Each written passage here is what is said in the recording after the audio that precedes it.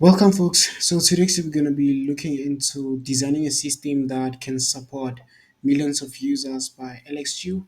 So I thought this will be a good starting point for you to kind of like understand some of the concept within system design as well as software engineering in general. So you will kind of like get an idea of how you kind of like scale your applications. We're gonna talk about databases, and you're gonna understand some of the basic concept before we get into like advanced concept like designing a notification systems or something like that. So as we gradually move with this series. So yeah, without wasting any time, let's get into this system design and see how we can scale our small application to millions of users. So starting with our simple single server setup. So what are we gonna need? We're gonna need our client. So this is where the user has to access our application. So we can think here we have some sort of like a web, or it could be an app, right? Then we have a server. So we need a server because it's going to enable us to handle our business logic, right? But for the user to access this server, they're gonna have to use IP address. But because of IP address, how they are represented, and IP address can be represented like this 156.8 something like so, right? So we don't want the user to type something like this. So we need some sort of like a domain to make it easy for them to remember the name of the site, right? So we're gonna need a domain name system. So a domain name system, you can think of it as a mapper that is going to map a domain. So by domain, it could be something like the name.com, right? Like maybe simple web.com. Then when you hit this URL, you're gonna get an IP address that the domain server name is gonna give it to you. Then the user is gonna make what we call a HTTP request. So this is hypertext transfer protocol, whereby they're gonna make that request to access information from our server. So the server is gonna respond with some data. It could be a JSON data holding products, right? So maybe products like product ID or something like that, right? Like one, or it could also be a HTML, right? It could be some sort of like HTML pages if we're doing something like server-side rendering using like Python, Django, or something like that, right? So, and you can like have your business logic there. You can use something like Java or something like that. But that's pretty much our simple setup. But there's a problem that you might have already realized is that if we're going to get a JSON data, where is it coming from? Where is this product stored, right? Where is this information stored? So this is where we kind of like have to introduce another component, which is database, right? So database, essentially we're gonna need that in order we can store and you can persist this information, whether it's user information such as their profile, their name, username. We're gonna need some sort of like a disk whereby we can persist this user information and correct data. So let's talk about database now. So we can have a database that will store our information, right? So we can easily separate the database from the server so that we can be able to scale them independently. So we're gonna get into how we scale these components. But for now, the main important thing that we have to understand is that what type of data are we going to be storing here, right? This is because of the data that you have is going to determine the type of database that you need. So there's different type of databases. This ranges from SQL databases as well as no SQL databases, right? So SQL are your typical um, MySQL, Postgres. So a data essentially is represented more in a form of a tabular format, whereby you have like rows and you have like columns. Then this is how your data is kind of like stored, right? So you can imagine that you have like customer table, then you have customer ID, you have customer name, and so forth, right? Then with no SQL, things are starting to be much more different, and there's quite a varied type of NoSQL databases. This that we currently use, like this is the ranges from I think columnar stores. We also have graph stores. We also have key value stores. We also have what's another one? I think it's a document. Yes, document stores, right? So these different type of NoSQL databases that you can use. So what happened is that you firstly need to understand like the latency of your application, like the number of writes that you're going to be making, the number of reads that you're going to making before you actually make the decision which one you should be using. As well, I spoke about the type. So if you have some sort of like unstructured data, you can actually go with NoSQL databases like MongoDB, Cassandra. You can go with Amazon DynamoDB. Those databases fall under these categories that we spoke about here. I think New 4JS, I think, also is a graph database. So those are the type of database that falls under here. So, but the advantage is that you kind of like get this super low latency when you're using these NoSQL databases, right? It depends. I'm gonna get into like the computer science of these databases, like B-tree, LSM trees, all of that. When we kind of like get into the deeper concept of these databases. For now, this is more like designing the simple application, but we're gonna get into like the deep concept so that you kind of like have a very good reason why you wanna use a relational database over a NoSQL, right? Like you kind of like understand what's going on in the internal of these databases. But from SQL database, you might want to use this if like you have some sort of like structured data. So we can look at structured. We can look at something like an e-commerce site. So if you look at an e-commerce site, you have some sort of like orders, right? The customers make these orders and they ordered products. You can see that there is connection between these and call these entities. So this is also another key factor that comes into when you kind of like selecting this. That's why I said you need to understand your data before you make this decision.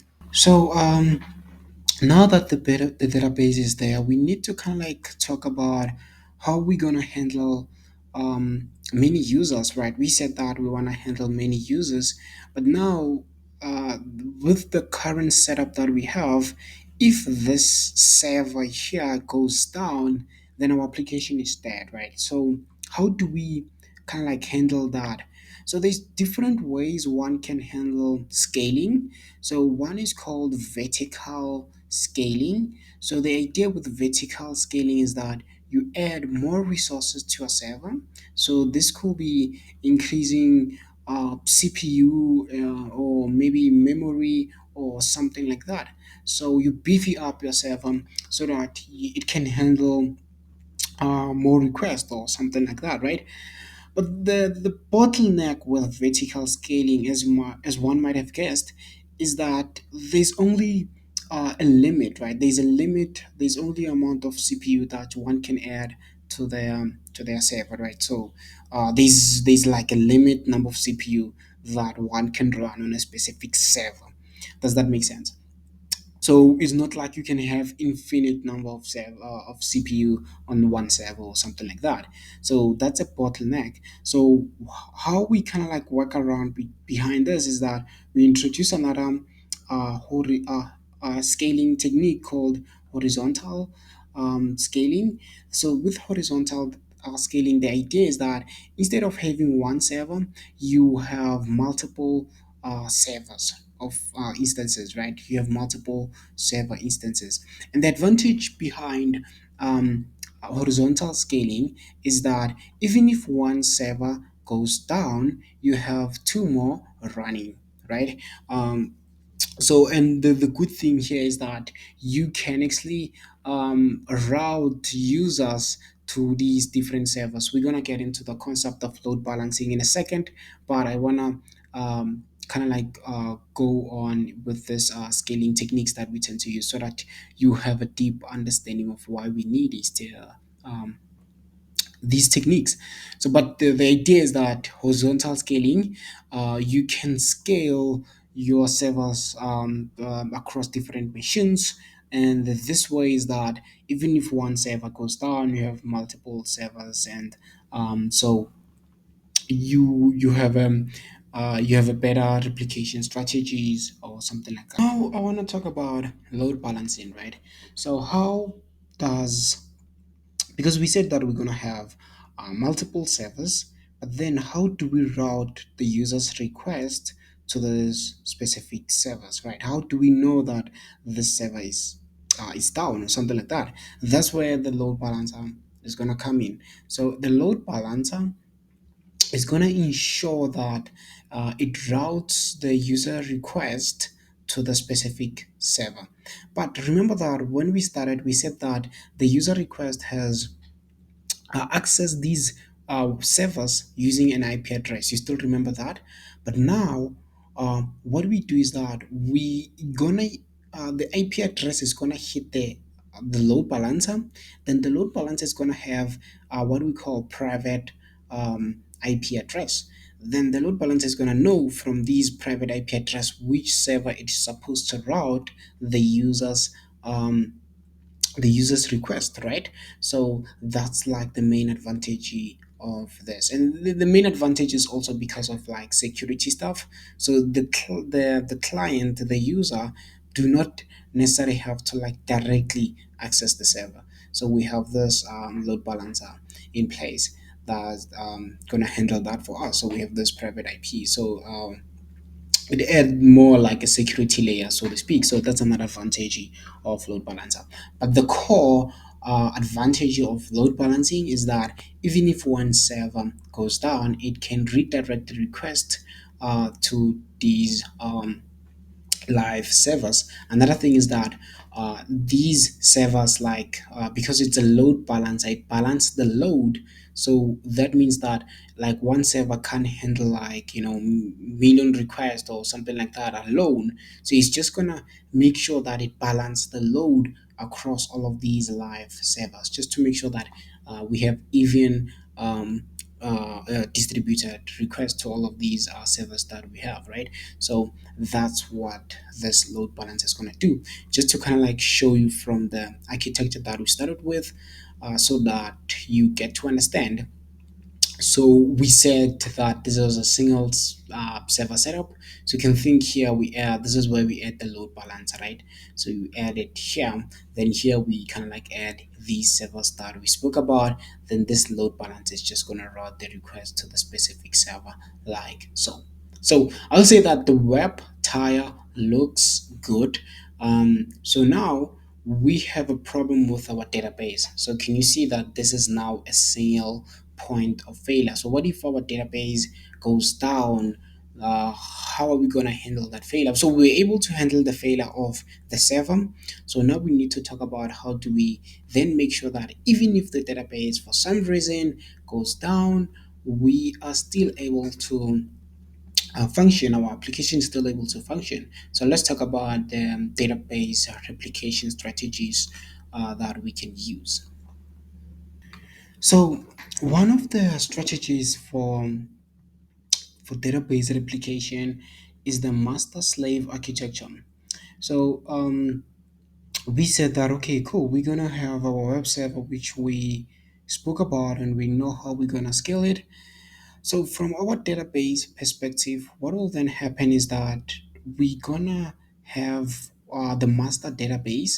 So the master database essentially is gonna be responsible for taking in the rights, right? As well as the updates. I meant to say. So they're gonna all these operations are gonna happen in the master database. Then we're gonna have what we call slaves, right? So these are the slaves database. So this is where the rights will then take place. The reads, I mean to say, sorry. Um, this is where all the reads will be taking place. So, how the data gets to the slaves is that the master have to replicate the data to these slaves, right? So this is what we call the master slave architecture. So the data is going to be replicated to the slave. But what is the punchline? Why are we doing this? Why are we convoluting this architecture like this, right? So the idea is that essentially uh, we are getting much more better performance. That's the first point, because we can actually have as many reads from the user, like, right, and we can distribute these users to like their reads, we can distribute them to these slaves. You still remember when I told you that you have to understand how you're going to be accessing the data, right? So you have to also understand the ratio of reads and writes when you're going to choose your database, right? So that's why I told you that in the next video we're going to be covering the computer science concept like B-tree, so that you understand how these database work internally, so that you get to understand if like your application is going to be read heavy or write heavy. But in this case, if your application is going to be read heavy, this is a good thing, because now that means that you can actually add as many slaves as you want, and you can then these reads can be routed to different database. So that's why here I said the first point is going to be performant. So the second point is going to be reliability. So by reliability, I mean even if one slaves goes down, you still have your data here. So in this case, whereby I think we made an example, if we scroll down a little bit, whereby we said that if your database goes down, then your data, you lost your data. Secondly, your application went down. So this is going to be bad, because now losing customer data is just not good at all. You can imagine that they had like their personal information, so you're going to have to start over, and that is not a good um, that is not a good thing. So the strategy that we're talking about now is that you can like have this data persisted in different replicas. Okay, so also we can talk about high availability, which is what this architecture is going to give you. You kind of like get this high availability thing, right? So that's like the main core thing. But I want to talk about the failover. The failover. How do we handle failure, right? From this. So because of well, some of you might have realized this is that uh, so okay, cool. When this slave dies, that's okay. This data is replicated in these other slaves, that's fine. But what happens when the master die?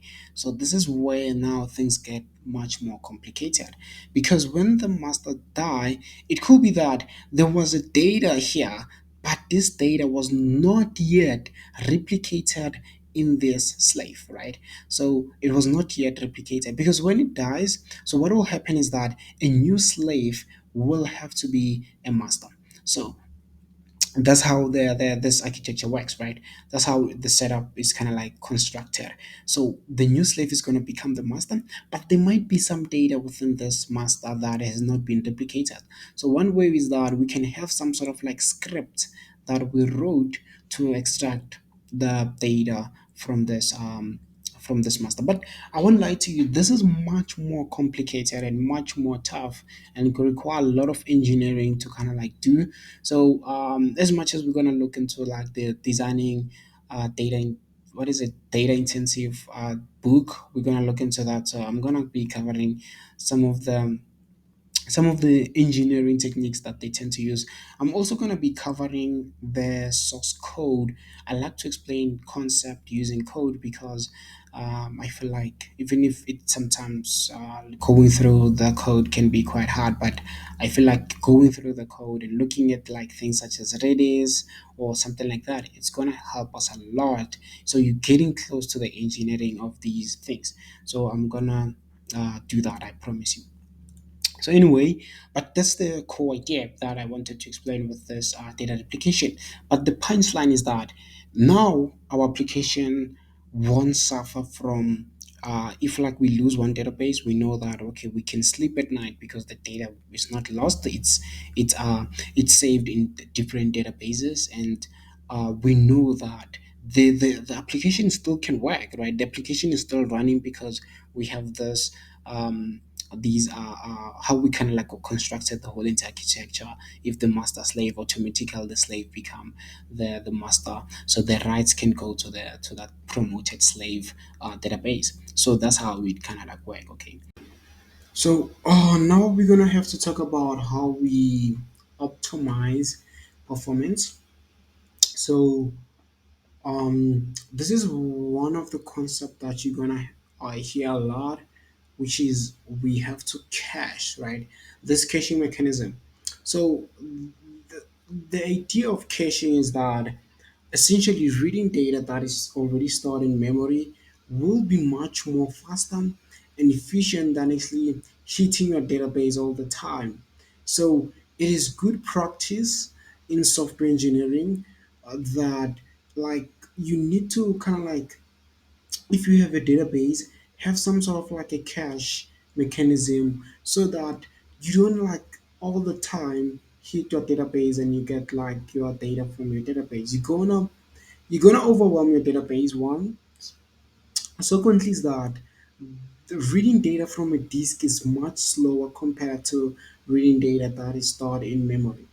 So it's very, very good for you to kind of like use a caching mechanism, whereby you can store frequently accessed data in this cache, right? So when do you know that you need to kind of like use a cache, like, right? um, so one way you can know is that essentially you have a data, but this data is not frequently updated. So this could mean like something like products, right? For you to change a product name, maybe you do that, I don't know, maybe once a month, I don't know. Maybe you change prices of these products once once a month, I don't know. Like it depends on like specific use cases, right? So you might think that okay, yes, then I can cache this data here so that when the user try to access this data, they can get it from the memory. So it's already been cached, right? So this is actually a good thing that you can do. So when are we supposed to store this data inside the memory? So let's talk about the expiration policy. So the thing about memory is that when they go down, you lose your data. Um, so you wouldn't want to make your cache, your memory database like Redis, to be your main like data store, right? So you want to persist your data within like your database. So then, which brings us to this expiration policy. So, how long do you want to keep your data within this cache? So, this also depends on the use case. If you know that you make like product updates or something like that, like maybe after 7 days, it might be good for you to kind of like keep your data in to kind of like clean up the cache maybe like after 7 days or so. So this is what we call expiration policy. Um, what next? We can look into also consistency. So if there are certain updates that happens here, let's say you made a price change, right? You change the price, and this price you change it within the database, but the data that is stored within this cache, the ID of this product, it still have like the old price. So when the user make a request to this cache, make a request to your site, so obviously they're gonna be routed to this cache, right? Then it's gonna become a problem because they're gonna get a different price than the one that you said. So this is gonna be a huge problem. Actually, I think I have to explain to you this so that I don't confuse you. So how does the read actually work, right? How do we read data from the database when we have a cache? So how this flow works, right, is that firstly you're gonna check. So you're gonna check um, if data exist in cache, right? If data exists in cache, so if it exists in cache, you're gonna read it from this cache. So because it's in memory, so you're gonna just read it from here.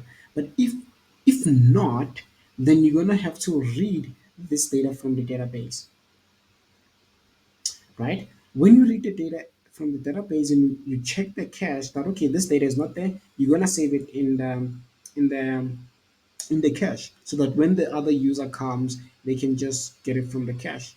So this is what we call read through cache strategy. So it's called read through, right? So there's different strategies that you can use, but this is um, one strategies that we can talk about. But the reason I needed to highlight this was that this is where you kind of like realize where the inconsistencies can happen, because if now you change the price within your database and you cache the product ID here, then the user will then get the data from the cache. So it's very important that you sync the data from these two, and you just make sure that like you have the correct data. Maybe you may make sure that if any updates that you're making, you just make sure that you sync that within the cache. Okay, so this is going to be one of the most important things. So eviction policies, right? Because we can't just store everything inside a cache, right? So not what am I saying? I'm saying that we can't just throw everything inside a cache. So the cache can be full. So how do we then make sure that our cache evict certain data so that we don't run out of memory, right? So this is where we talk about eviction policy. So you want to evict the data that is not accessed frequently. Let's say there are certain products that are not being accessed. Probably we cache them because there was a user who like made a query and got those products, but no one really searches these products. So it's like an outlier, something like that. So we want to evict these type of products. This is what we call uh, also, I'm going to solve this problem on my lead code. Um, so stay tuned. But we have an algorithm called least recently used. So essentially, the idea is that the punchline is that you just want to evict all the data that is not accessed frequently from your cache. Then you only retain data that is accessed much more frequently. But yeah, cache is a very very powerful concept that you need to understand, and also from a practical standpoint, you have to really understand this concept, right? Because of it's just the fundamental to software engineering in general, that you have to kind of like have from a database you need to have some sort of like an underlying cache, so whereby you can like cache some of these results. Hitting your database consistently is gonna overwhelm yourself. So yeah, it's a good thing that while we're still at the optimizations of like the application, making it much more efficient and fast, there's another concept called CDN. I'm not gonna get into it in this video. I'll probably look into this concept when we're gonna be discussing streaming application like Netflix. But CDN is one of the most important concept whereby we try to cache like things such as our files, static files like HTML, so that it's much faster to retrieve them. Also, it could be things such as images. So we try to cache these static files from our client side, so they use so that these files are close to the user's region. But I'll get into this in much more detail as we move to designing some of the system. What I want to talk about is is about stateless architecture. So all this work that you've done, like like you kind of like had your client, right, just to kind of like iterate on this concept. We spoke about your load balancer. We spoke about your servers, which are going to be horizontally scaled, right? We spoke about this. We spoke about your database. We spoke about you having the master and having these slaves databases, um, right? And we spoke about why you need some sort of like a cache so that you can cache this this data so that you don't hit your database all the time when you have to read this data. So um, by stateless, what I'm saying is that essentially you don't want your server to be holding any individual data of the user. Like for instance, like session data, which is used to log in the user. If the session data is stored in the server, then when the user is going to go to the second server, the load balancer route them to the second server, then what will happen is that they will need to log in again, right? All the time the user like make a request that routed to a different server, they will need to log in again because of their session is in the server. So you don't want to store your states in these servers, rather you want to like branch them out and store them like in like some sort of like an outer storage, right? Whereby you can store them there. So just to kind of like give you a good example of where this case, I want to think of an example. Let's see. Let's think of like JWTs as an example. So what happened is that we try to log in the user. So the user, when they log in, they have this thing called username and probably password. So um, when the user log in and they have a password, we're gonna generate some sort of like a token that we send to the user. So this token probably it could be stored in the cookies or something like that. So when they make a request, they're gonna have to send us that token. Then we're gonna have to authenticate them, right? So we use these JWT mechanisms. So I've once wrote this thing. Check it out. I think I've left the code on GitHub. Probably I'll have to explain it to you guys how it works. But it's an authentication system that we tend to use a lot.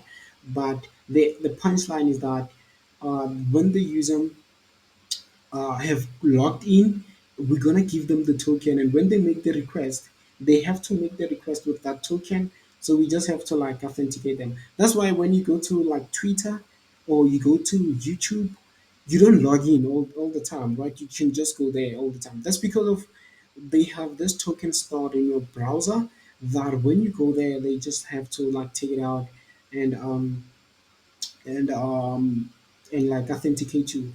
There's quite a lot of concept also, and there's refresh tokens, which I'm not gonna get into access token, um, but yeah, there's quite a lot of token.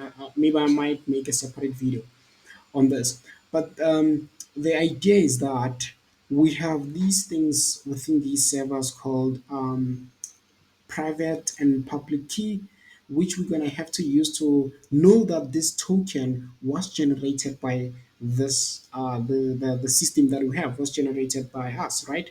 So we store like these private key and public key. But imagine now you store these public key, um, we store these public key within these servers. That is fine. But now, how can we then make this much more stateless? Is that we can actually store um, the user's token inside some sort of like a database like Redis, right? So when the user make a request, we can actually get those tokens and these keys from the Redis and all the session data from the Redis database. then we can actually authenticate the user that way. So, but the concept that I'm trying to get through is that you separating some of the states that you're trying to store within your server to some sort of like an outside database. In this case, you can use Redis. So just to show you an example, what I'm talking about, so that I don't confuse you. So it's the same concept is that you have the user password, you hit the server, you authenticate the user, then you start their session and user information in Redis. So when the user come back and they try to log in, you're gonna send session token, then send user information, then you send the tweet. So you authenticate the user just like that. So you kind of like communicate with uh, with uh, with Redis. So you just need to make sure you see this token here. So this token is coming from the user. That's what I was telling you about. Is that you kind of like we generate this token, then the Redis is gonna make sure that this token is authentic, is fine. Then it's just gonna make it's just gonna give you the information. So the core idea is that you don't have to store like your private public key in the server or something like that. So I hope like I managed to explain that in a much better way. I think that's all that I wanted to get through with this. We could have probably dive into more concept like logging, metrics, and automation, so forth. But I think we will get these into these concept as we go through. And I've built a web application, and I like to show things from a code perspective as well. So the logging and the metrics, I'll actually show you a Node.js application whereby we're storing like like metrics such as CPU, memory, disk I/O, something like that, and you get to see these implementation also how they work. So I will be able to show you that as well, so that you get to see how they work. Other than that, I feel like this is a very good kind of like startup to kind of like for you guys to have a broad understanding of like system design. I'll definitely get into more computer science concept. Like we're gonna talk about even low level programming and trading and all of this stuff as we continue with this series. And yeah, but I hope like you have like some sort of like a high level overview with this. Thank you very much. I'll see you in the next one.